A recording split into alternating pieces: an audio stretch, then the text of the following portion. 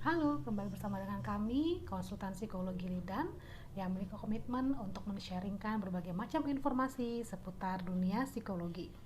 So, jangan lupa untuk like dan subscribe channel ini, sehingga kita semua bisa mendapatkan updatean terbaru seputar dunia psikologi. Pada kesempatan kali ini, kami akan menjelaskan sedikit mengenai tes minat dan bakat pada anak. Dan untuk video-video berikutnya pun kami akan secara rutin memberikan updatean terbaru seputar hal tersebut. Bahkan juga hal-hal lain seputar dunia psikologi yang mungkin masih kita perlu ketahui lebih banyak. Jadi jangan lupa untuk menanyakan di dalam kolom komentar apa kira-kira pertanyaan yang perlu kita bahas bersama-sama melalui video-video yang akan kami tayangkan. Baik, pada saat ini banyak sekali klien kami yang bertanya seputar minat dan bakat anaknya. Mereka bingung, kadang-kadang anak-anak ini kami arahkan kemana ya? Kami kurang paham bagaimana minat mereka, apa yang menjadi kesukaan mereka, apa yang menjadi bakat mereka. Sehingga banyak sekali klien yang bertanya-tanya bagaimana cara untuk mengetahuinya. Sehingga kelak anak kami bisa memiliki kemampuan yang mumpuni terhadap suatu bidang.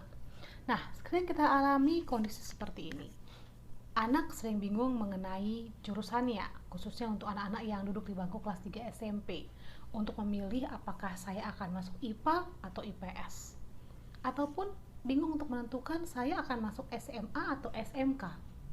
Nah, kebingungan ini merupakan hal yang wajar, karena bagaimanapun juga, anak memang dipersiapkan untuk mencapai cita-cita mereka kelak. Dan di kelas SD, kelas 3 SMA pun, anak-anak juga kadang berhadapan dengan situasi yang membingungkan. Banyak sekali anak-anak yang eh, bingung untuk memilih jurusan. Kira-kira saya memilih jurusan apa ya di perguruan tinggi? Apakah saya akan ambil psikologi, atau kedokteran, atau teknik, ataupun ekonomi? Nah, ini semua adalah hal yang penting untuk diketahui oleh putra-putri kita, sehingga kelak ketika mereka mengambil jurusan perguruan tinggi, mereka tidak mengalami yang namanya salah jurusan, yang akhirnya berakibat pada berbagai macam dampak negatif, gitu ya. Nah, karena itu ada baiknya mulai saat ini kita benar-benar mengetahui secara pasti apa yang menjadi minat dan bakat dari anak-anak kita, sehingga kelak harapannya mereka bisa mencapai cita-cita yang diharapkan. So, gak perlu takut, gak perlu cemas, gak perlu bingung, karena kami akan menjelaskan bagaimana tips ataupun cara untuk menemukan minat dan bakat dari putra-putri kita.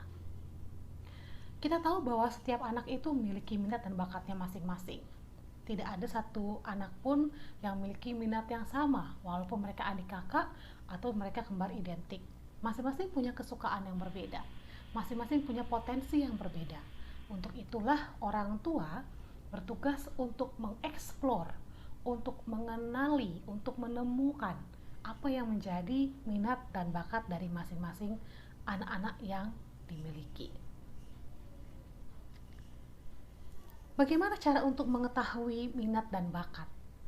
Ini pertanyaan yang kerap sekali dilontarkan oleh klien-klien kami seputar minat dan bakat anak. Apa sih minat itu? Apa sih bakat itu? Baik, kami akan jelaskan lebih lanjut. Bakat itu apa ya? Bakat adalah kemampuan bawaan ataupun potensi yang individu miliki yang masih perlu dikembangkan dan juga dilatih. Ini seperti suatu yang tersembunyi dalam diri kita. Kalau ini tidak kita kembangkan, ini tidak kita stimulus, maka bakat itu akan tersimpan secara rapat dalam diri kita. Namun ketika kita bisa mengeksplor, bisa menjelajahi lebih banyak lagi, maka bakat itu akan muncul dan semakin diketahui lebih banyak lagi apabila kita membuka ruang untuk mengetahuinya. Sedangkan minat itu apa ya? Minat adalah suatu rasa lebih suka dan rasa ketertarikan pada suatu hal ataupun aktivitas tanpa ada yang menyuruh. Terkadang kita melihat, wah, anak saya kok suka menggambar ya? Lalu kita lihat, semakin lama rasa sukanya semakin bertambah. Bahkan bukan kertas saja gitu, kalau anak-anak kita yang balita ya, bukan hanya kertas saja yang dia coret-coret, bahkan tembok rumah pun juga dicoret-coret gitu. Tapi itu adalah hal yang wajar karena memang anak-anak ada dunia untuk bereksplorasi lebih dalam lagi. Jadi, minat dan bakat tentu dua hal yang berbeda. Minat itu adalah kesukaan, sedangkan bakat adalah potensi yang umumnya masih terpendam dari setiap individu. Bagaimana cara mengetahuinya? Yang pertama adalah eksplorasi banyak hal. Berikan kesempatan untuk putra-putri kita mengeksplorasi dunia di sekelilingnya.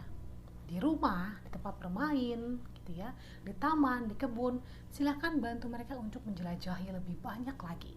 Memegang ini, menyentuh itu, gitu ya. Tugas orang tua adalah mengamati dan menjaga agar mereka tetap dalam kondisi yang aman. Yang kedua adalah mengamati ekspresi mereka dan juga perilakunya. Jadi ketika seorang anak sedang bergerak gitu ya, lalu kita bisa lihat bagaimana ekspresi mereka. Misalnya seorang anak yang sedang menggambar, kita bisa lihat wajah mereka. Apakah wajahnya tersenyum, wajahnya senang, seriuskah gitu ya. Serta perilaku apa yang mereka tampilkan, antusiaskah, cepatkah mereka menggambar. Nah, hal-hal itu harus dipantau oleh orang tua untuk bisa nanti di tahap berikutnya orang tua memeriksa dan menilai perilaku dan ekspresi anak tersebut. Ketika seseorang menggambar ataupun seorang anak menggambar sesuatu hal dan hal tersebut dilakukan secara rutin, kemudian terlihat wajah mereka senang dan mereka tunjukkan juga perilaku, misalnya meminta kita untuk membeli krayon, meminta kita untuk membeli cat air dan juga kanvas, karena mereka merasa bahwa dengan menggambar menggunakan krayon dan pensil warna sudah biasa. Saya ingin mencoba lagi dengan menggunakan kanvas, saya ingin menggambar suatu hal yang baru. Nah, kita bisa memberikan penilaian bahwa mereka memang menyukai hal tersebut, mereka berminat akan hal tersebut. Nah, ketika mereka bisa menggambar sesuatu hal lebih bagus lagi dibandingkan tingkatan usia mereka, kita bisa berasumsi jangan-jangan mereka punya bakat itu, gitu ya, bakat menggambar yang mungkin diturunkan bukan dari kita, tetapi mungkin dari nenek kakeknya yang di atas kita lagi, gitu. Jadi tidak perlu takut ketika seorang anak pandai terhadap suatu hal dan itu bukan berasal dari ayah dan ibunya, itu kita nggak perlu bingung karena kakek neneknya atau buyutnya itu punya kemampuan yang biasanya diturunkan gitu. Kemudian bangun komunikasi. Ketika seorang anak menunjukkan kesukaan akan hal tertentu, kemudian dia menceritakan kesukaan tersebut pada orang tua. Nah, disinilah waktunya orang tua untuk mengeksplor lebih dalam lagi seputar kesukaan mereka itu. Apakah benar-benar mereka menyukai itu? Kenapa mereka bisa suka menggambar? Kenapa harus membeli kanvas? Kan masih ada buku gambar gitu ya. Nah, dengan membangun komunikasi yang sangat intens, kita bisa menemukan bahwa anak kita mungkin tertantang untuk membuat sesuatu hal yang berbeda dari sebelumnya. Mereka punya keinginan untuk bisa lebih banyak lagi, menggali lebih banyak lagi kemampuan yang mereka miliki, sehingga alat tulis seperti pensil warna dan juga krayon itu adalah hal yang biasa. Mereka butuh suatu tantangan baru, menggambar di kanvas. Nah, dengan komunikasi yang intens tersebut, orang tua bisa mengetahui minat dan juga kemampuan dari anak-anak mereka. Kemudian memberikan dukungan. Wajar ketika anak merasa bosan, ketika anak merasa bingung, kemudian menangis karena nggak bisa menggambar sesuatu hal, orang tua haruslah memberikan dukungan kepada mereka.